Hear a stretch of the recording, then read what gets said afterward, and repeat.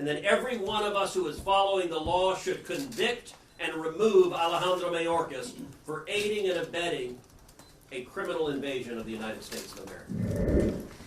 We've just witnessed history being made. Only 22 times in our nation's history has the House of Representatives presented and delivered articles of impeachment to the Senate. Only twice in our nation's history has a cabinet member been impeached by the House. The stakes of this impeachment are not some technical violation of law, but rather an enormous and growing threat to the lives and safety of millions of Americans.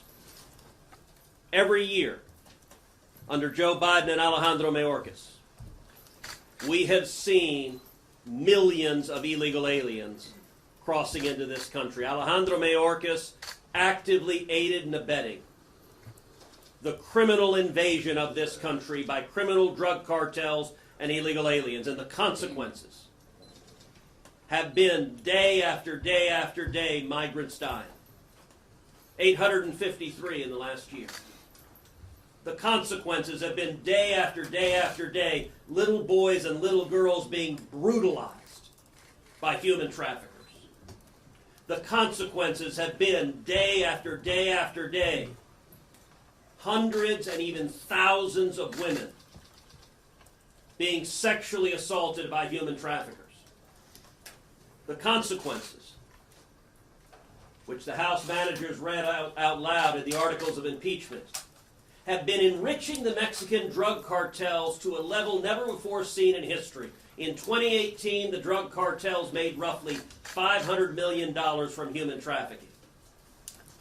In 2022, they made $13 billion. The single greatest friend the human traffickers have ever had has been Joe Biden and Alejandro Mayorkas. Because under their open border policies, the drug cartels have seen their revenues rise 2,600%. Every week, we see another horrific crime committed by criminal illegal aliens that Joe Biden and Alejandro Mayorkas continue to release. Laken Riley, beautiful 22-year-old woman in Georgia, a nursing student, just out for a jog. Like so many other women are out for a jog today, believing they live in a country where their safety will be protected, and it should have been. But Joe Biden and Alejandro Mayorkas deliberately defied the law. They apprehended her killer when he came illegally into this country. He was in El Paso. Had Joe Biden and Alejandro Mayorkas simply followed the law, they would put him on a plane and float him back to Venezuela, and Laken Riley would still be alive. But they didn't. They defied the law. They let him go.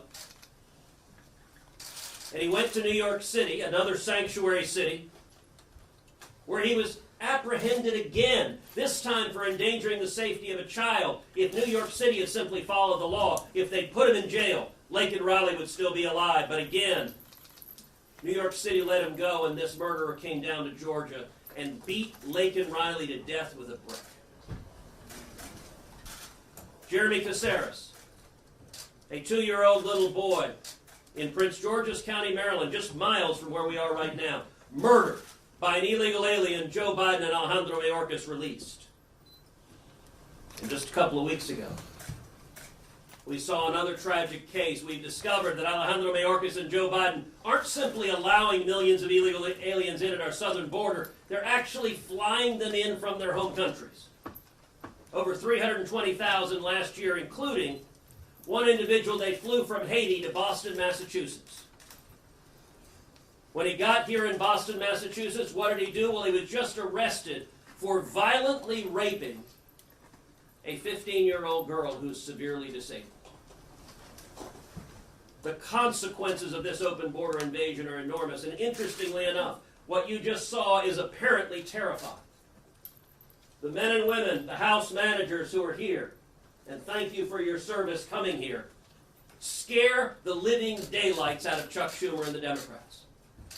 Tomorrow we're going to see Chuck Schumer throw out 200 years of history, ignore the Constitution. Why? because he does not want these managers to present the evidence of the people dying because of their policies. Not just that have died yesterday and the day before, but the people that will die tomorrow.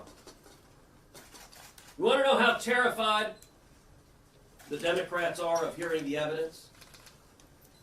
Everyone recognizes the single most endangered Democrat senator on the ballot this year is Jon Tester from Montana. I don't know how many of the reporters were in the chamber for the reading of the articles, but Jon Tester was standing on the floor before the managers arrived. As soon as the managers arrived, Tester turned and ran, presumably into the cloakroom. And if you look at the Democrat side, virtually every Democrat was there, but Jon Tester was nowhere to be found, because apparently it was too frightening to hear the managers simply read the facts of the people who were dying because of the policies he supports. And as soon as the House managers were done, as y'all walked off the floor, Jon Tester came from the cloakroom and was back on the Senate floor. When sitting Democrat senators have to go into witness protection, it tells you they cannot defend their inhumane policies. The Senate has a clear obligation under the Constitution and 200 years of precedent. We need to hold a trial. We need to allow the managers to present the evidence. And then every one of us who is following the law should convict and remove Alejandro Mayorkas for aiding and abetting a criminal invasion of the United States of America.